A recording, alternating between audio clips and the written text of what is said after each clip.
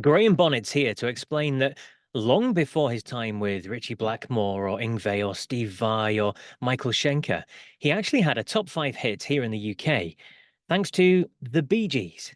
Here's Graham to explain more.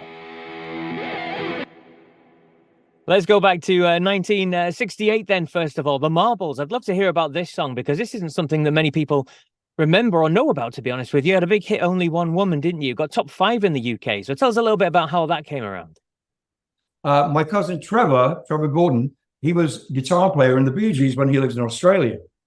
And so we were, we were rehearsing in Skegness by the Sea. And my cousin said, we should move. We've got to get down to London. So we went to London, all 5 of us, I think we were.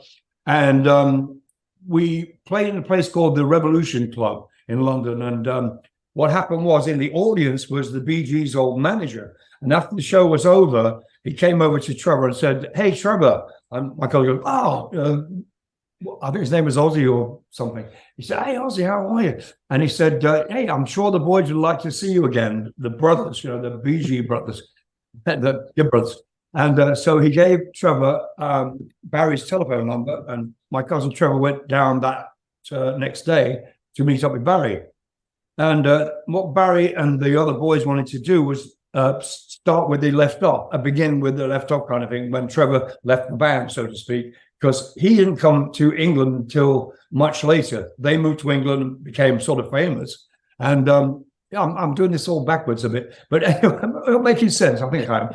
Anyway, he said to Barry, my cousin's a singer too. And so Barry said, well, bring him along tomorrow or whatever. And so a couple of days later, me and my cousin and I, we went down to Barry's house, and we started singing, playing our guitars and singing Stevie Wonder and whatever, Beach Boys and Beatles and everything you can imagine, which was great. All this harmony coming out there with those boys. My God, it was great. Yeah. And into the room was Robert Stigwood, who was the Bee Gees manager, and said to Barry, "Barry, do you have a song for these boys?" And Barry said, "No." He said, "I'd like to have them in the studio within the next week or two." And that's how we kind of started. The Marbles began there. And so Barry had this la-la tune. He lied to me, he plays guitar, and he lied la-la this tune to me. And anyway, we went into the studio, and I did a quick da-da-da-da-da-da-da-da, and my cousin says, "Graham, instead of going down on that particular note, why don't you go up?" And Barry said, "Oh, that's a great idea." So the melody was changed by my cousin. "You little bugger." So it went up, it went up to a C sharp. So it didn't go da da da da da da da da da da da da, because it was all that in that same register. So it went da da da da da da da da da da da. So that was the beginning of Only One Woman. And my cousin is, I guess, songwriter for that a little bit.